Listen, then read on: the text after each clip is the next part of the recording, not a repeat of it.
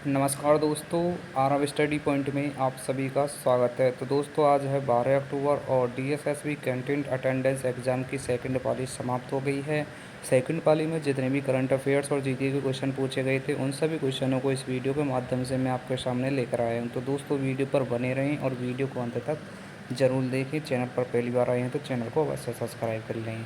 तो देरी न करते हुए हम अपने प्रश्नों की तरफ बढ़ते हैं।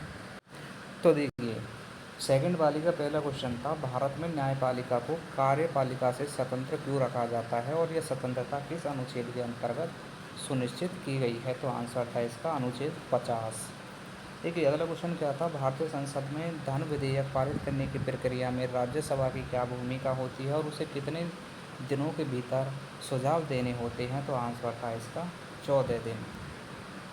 अगला क्वेश्चन क्या था, देखिए भारतीय संविधान के किस भाग में मूल कर्तव्यों का उल्लेख किया गया है और इन्हें किस वर्ष जोड़ा गया था? तो आंसर था भाग 4 का ए और वर्ष 1976। नेक्स्ट क्वेश्चन क्या था, हर घर जल मिशन का लक्ष्य किस वर्ष था? सभी ग्रामीण परिवारों को नल का पानी उपलब्ध कराना है। तो आंसर था इसका 2024। देखिए अगला क्वेश्चन क्या था, राष्ट्रीय आय की गणना भारत में कौन सा संगठन करता है और इसका मुख्यालय कहाँ पर है? तो इसका आंसर था ऑप्शन बी, राष्ट्रीय सांख्यिकी कार्यालय एनएसओ, और इसका मुख्यालय कहाँ पर है? नई दिल्ली में। नेक्स्ट क्वेश्चन देखिए क्या था, ग्रीन रेवोल्यूशन का मुख्य उद्देश्य क्या था और इसे भारत में किसके द्वारा प्रारंभ किया गया था? तो आंसर था ऑप्शन बी, कृषि उत्पादन बढ़ाना, और किसने प्रारंभ किया था? एम.एस. स्वामीनाथन ने।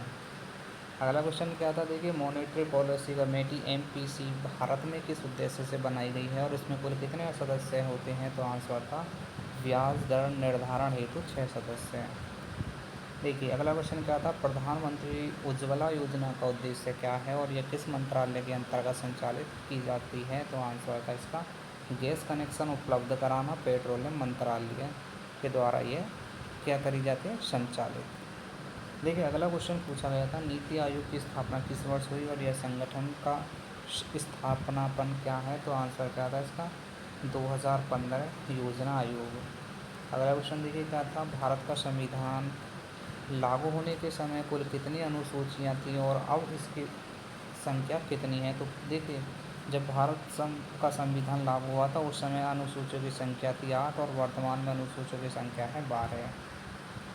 ब्लू रेगुलेशन भारत में किस क्षेत्र से संबंधित है और इसका मुख्य उद्देश्य क्या है? तो आंसर था मछली उत्पादन और मछली पालन विकास। ठीक है, देखिए अगला क्वेश्चन क्या था, राष्ट्रीय मानवाधिकार की स्थापना भारत में कब की गई और इसका अध्यक्ष कौन होता है? तो आंसर था 1993 में और इसका अध्यक्ष होता है मुख्य न्यायाधीश। अगला क्वेश्चन क्या था, भारतीय पंचायती राज प्रणाली का 3 स्तरीय ढांचा किस समिति की सिफारिश पर लागू किया गया था? तो आंसर था बलवंत राय मेहता समिति। विश्व पर्यावरण दिवस प्रतिवर्ष कब मनाया जाता है और 2025 की थीम क्या थी? तो आंसर था 5 जून। थीम थी लैंड रिसोर्टेशन एंड थ्रोट रिलायंस। ठीक है, रीसाइलेंस। ठीक है, अगला क्वेश्चन, किस भारतीय राज्य में किसान समृद्धि योजना शुरू की गई है और इसका उद्देश्य किसानों की आय दोगुनी करना है? तो आंसर था मध्य प्रदेश। फ्रेंड्स, आपने चैनल को सब्सक्राइब नहीं किया तो प्लीज़ चैनल को अवश्य सब्सक्राइब कर लीजिए। इंडियन पोस्ट पेमेंट बैंक किस वर्ष शुरू किया गया था, इसका उद्देश्य क्या है? तो आंसर था 2018 में। डाक विभाग के माध्यम से बैंकिंग करना ये इसका उद्देश्य था। राष्ट्रीय एकता दिवस कब मनाया जाता है और यह किस महान नेता की जयंती के रूप में मनाया जाता है? तो राष्ट्रीय एकता दिवस मनाया जाता है 31 अक्टूबर को, और किसकी जयंती पर मनाया जाता है? सरदार पटेल की। अगला क्वेश्चन देखिए क्या था, भारत के नियंत्रक एवं महालेखा परीक्षक सीएजी की नियुक्ति कौन करता है और यह किस अनुच्छेद में वर्णित है? तो आंसर था नियुक्ति करता है राष्ट्रपति, और अनुच्छेद कौन सा है? 148 में। G20 सम्मेलन 2025 की मेज़बानी कौन सा देश करेगा और भारत की अध्यक्षता किस वर्ष की गई? तो आंसर था ब्राज़ील। वर्ष कब की गई? 2030 में।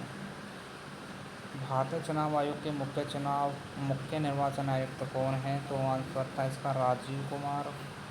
देखिए अगला क्वेश्चन क्या था, मनुष्य के मस्तिष्क का कौन सा भाग सोचने और निर्णय लेने के कार्य को नियंत्रित करता है? तो आंसर था सेरिबियम।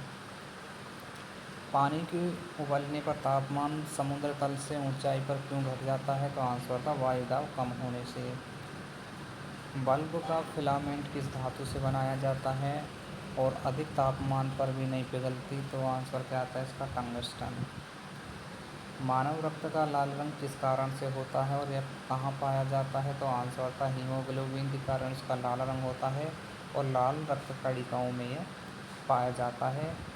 क्वेश्चन नंबर 25, ओजोन परत का क्षरण मुख्यतः किस गैस के कारण होता है? तो आंसर था CFC क्लोरोफ्लोरोकार्बन के द्वारा।